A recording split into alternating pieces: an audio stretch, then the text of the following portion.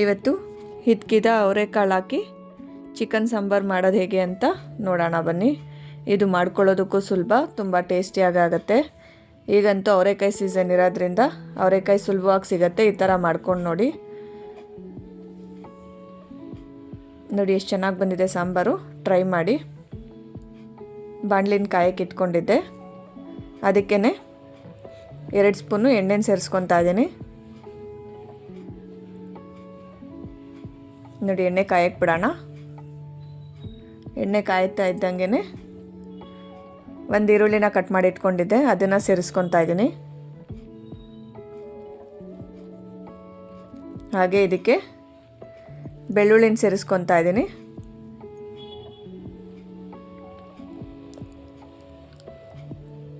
ಹಾಗೆ 1-2 ಇಂಚು ಶುಂಠಿನ ಕಟ್ ಮಾಡಿ ಇಟ್ಕೊಂಡಿದ್ದೆ, ಅದನ್ನು ಸೇರಿಸ್ಕೊತಾ ಇದ್ದೀನಿ. ಇದಕ್ಕೇ ಈಗ ಟೊಮೊಟೊನ ಸೇರಿಸ್ಕೊಳ್ಳೋಣ. 1 ಟೊಮೊಟೊನ ಕಟ್ ಮಾಡಿ ಇಟ್ಕೊಂಡಿದ್ದೆ, ಅದನ್ನು ಸೇರಿಸ್ಕೊತಾ ಇದ್ದೀನಿ. ಹಾಗೆ ಕೊತ್ತಂಬರಿ ಹಾಕ್ಕೊಳ್ಳೋಣ ಒಂದು ಸ್ವಲ್ಪ.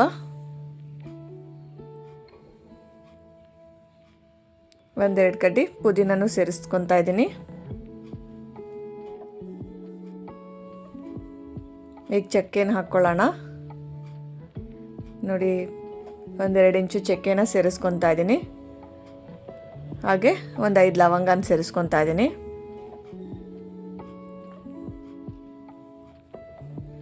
ಹಾಗೆ 1/4 ಸ್ಪೂನು ಮೆಣಸನ್ನ ಸೇರಿಸ್ಕೊತಾ ಇದ್ದೀನಿ. ಇದನ್ನೆಲ್ಲ ಈಗ ಫ್ರೈ ಮಾಡ್ಕೊಳ್ಳೋಣ. ಹಸಿದು ಹಾಕೋದಕ್ಕಿಂತ ಈ ಥರ ಎಣ್ಣೆಯಲ್ಲಿ ಫ್ರೈ ಮಾಡ್ಕೊಂಡು ಹಾಕ್ಕೊಳ್ಳಿ, ಸಾಂಬಾರು ತುಂಬ ಟೇಸ್ಟಿಯಾಗಿ ಬರುತ್ತೆ.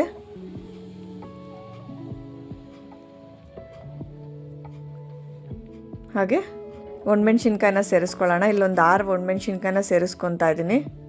ನಿಮಗೆ ಖಾರಕ್ಕೆ ಎಷ್ಟು ಬೇಕೋ ಅಷ್ಟು ನೋಡಿಕೊಂಡು ನೀವು ಸೇರಿಸ್ಕೊಳ್ಳಿ. ನೀವು ಬೇಕಾದರೆ ಇದನ್ನು ಸ್ಕಿಪ್ ಮಾಡಿಬಿಟ್ಟು ಚಿಲ್ಲಿ ಪೌಡ್ರ್ ಆದರೂ ಸೇರಿಸ್ಕೋಬೋದು. ಒಣಮೆಣ್ಸಿನ್ಕಾಯಿ ಹಾಕೋದ್ರಿಂದ ಟೇಸ್ಟು ಚೆನ್ನಾಗಿ ಬರುತ್ತೆ. ನೋಡಿ ಈ ಥರ ಎಣ್ಣೆಯಲ್ಲಿ ಫ್ರೈ ಮಾಡ್ಕೊತಾ ಇದ್ದೀನಿ. ಈಗ ಈರುಳ್ಳಿ ಎಲ್ಲ ಸಾಫ್ಟ್ ಆಗೋ ಗಂಟನೂ ಎಣ್ಣೆಯಲ್ಲೇ ಬಾಡಿಸ್ಕೋಬೇಕಾಗತ್ತೆ.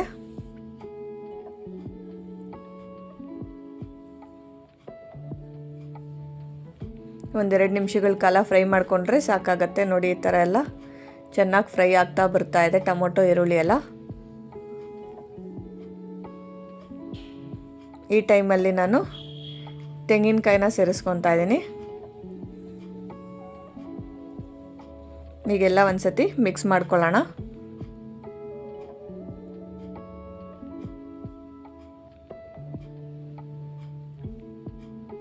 ಇದು 1 ನಿಮಿಷಗಳ ಕಾಲ ಹುರ್ಕೊಂಡ್ರೆ ಸಾಕಾಗತ್ತೆ.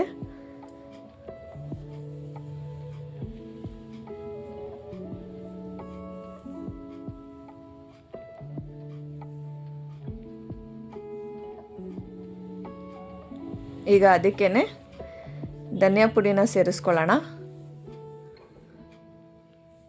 3 ಸ್ಪೂನು ಧನಿಯಾ ಪುಡಿನ ಸೇರಿಸ್ಕೊತಾ ಇದ್ದೀನಿ.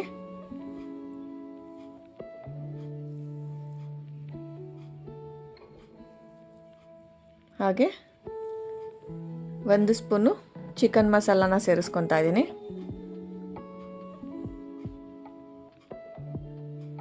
ಈಗೆಲ್ಲ ಒಂದ್ಸತಿ ಮಿಕ್ಸ್ ಮಾಡ್ಕೋಬೇಕು. ಈಗ ಸ್ಟವ್ ಆಫ್ ಮಾಡ್ಕೊಳ್ಳೋಣ. ನೋಡಿ ಇದು ತಣ್ಣಗಾಗಕ್ಕೆ ಬಿಟ್ಟು ಇದನ್ನು ಸಾಫ್ಟಾಗಿ ರುಬ್ಕೊಬರ್ಬೇಕು.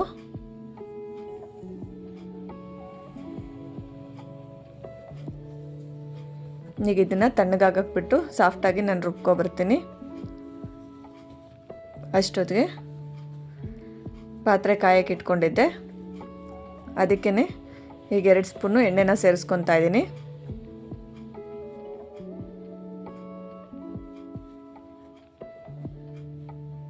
ಒಂದು ಈರುಳ್ಳಿನ ಕಟ್ ಮಾಡಿ ಇಟ್ಕೊಂಡಿದ್ದೆ, ಅದನ್ನು ಸೇರಿಸ್ಕೊತಾ ಇದ್ದೀನಿ. ಈಗ ಈರುಳ್ಳಿನ ಫ್ರೈ ಮಾಡ್ಕೋಬೇಕು.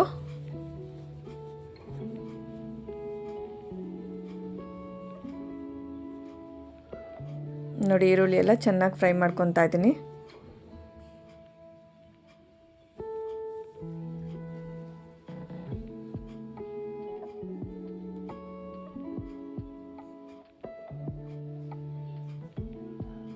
ಈಗ ನಾನು ತೊಳೆದಿಟ್ಕೊಂಡಿರೋ ಚಿಕನ್ನ ಸೇರಿಸ್ಕೊತಾ ಇದ್ದೀನಿ.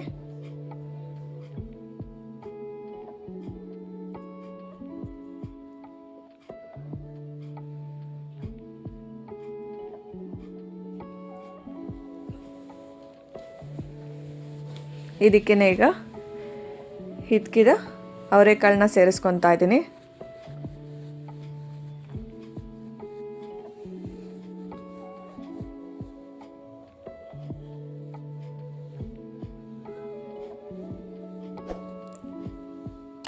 ಸೊಗಡಿರೋ ಅವರೆಕಾಳನ್ನ ಸೇರಿಸ್ಕೊಳ್ಳಿ, ತುಂಬ ಟೇಸ್ಟಿಯಾಗಿ ಬರುತ್ತೆ ಸಾಂಬಾರು.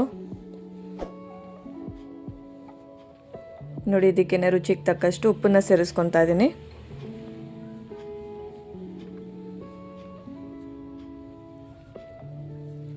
ಹಾಗೆ 1/4 ಸ್ಪೂನು ಅರಿಶಿನ ಪುಡಿನ ಸೇರಿಸ್ಕೊತಾ ಇದ್ದೀನಿ. ಚಿಕನ್ನಲ್ಲಿರೋ ಹಸಿ ವಾಸನೆ ಎಲ್ಲ ಸ್ಮೆಲ್ಲೆಲ್ಲ ಹೋಗುತ್ತೆ. ಈಗ 1 ನಿಮಿಷಗಳ ಕಾಲ ಹಾಗೆ ಬಿಡೋಣ. ಚೆನ್ನಾಗಿ ಮಿಕ್ಸ್ ಮಾಡಿ.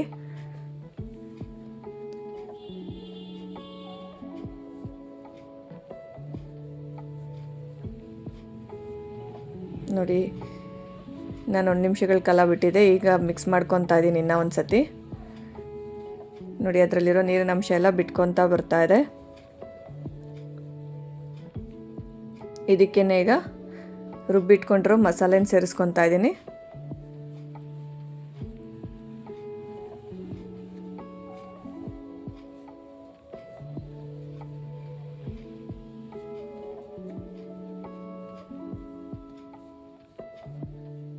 ನಾ ಮಿಕ್ಸಿ ಜಾರ್ಗೆ ಸ್ವಲ್ಪ ನೀರು ಹಾಕಿ ಅದನ್ನು ಸೇರಿಸ್ಕೊತೀನಿ.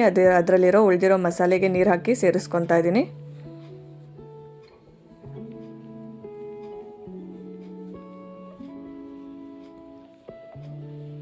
ಈಗೆಲ್ಲ ಒಂದು ಸತಿ ಮಿಕ್ಸ್ ಮಾಡ್ಕೊಳ್ಳೋಣ.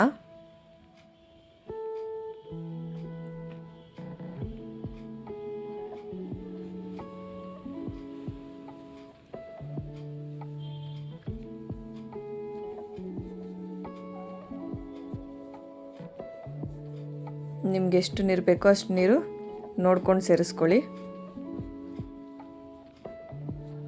ಈಗ ನನಗೆ ಗಟ್ಟಿ ಅನ್ನಿಸ್ತು, ಅದಕ್ಕೆ ನಾನು ಇನ್ನೂ ಒಂದು ಸ್ವಲ್ಪ ನೀರು ಹಾಕ್ಕೊತಾ ಇದ್ದೀನಿ. ಈಗೆಲ್ಲ ಒಂದು ಸತಿ ಮಿಕ್ಸ್ ಮಾಡ್ಕೊಳ್ಳೋಣ.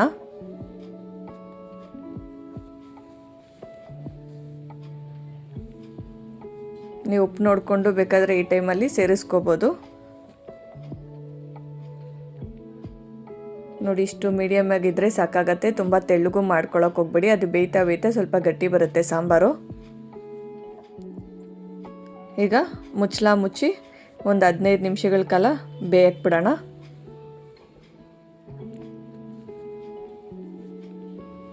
ನೋಡಿ, ಸಾಂಬಾರು ಕುದ್ದು ರೆಡಿ ಆಗ್ತಾ ಬಂದಿದೆ.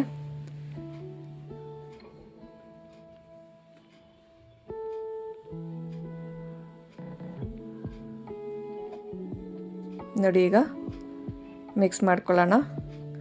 ನೋಡಿ ಎಷ್ಟು ಚೆನ್ನಾಗಿ ಬೆಂದಿದೆ ಕಾಳು, ಚಿಕನ್ನು ಎಲ್ಲ. ಇಷ್ಟು ಬೇಯಿಸ್ಕೊಂಡ್ರೆ ಸಾಕಾಗತ್ತೆ. ಈ ವಿಡಿಯೋ ಇಷ್ಟ ಆಗಿದ್ದರೆ ಲೈಕ್ ಮಾಡಿ, ಹಾಗೆ ನನ್ನ ಚಾನಲ್ನ ಸಬ್ಸ್ಕ್ರೈಬ್ ಮಾಡ್ಕೊಳ್ಳಿ. ಹೀಗೆ ಸಪೋರ್ಟ್ ಮಾಡ್ತಾಯಿರಿ.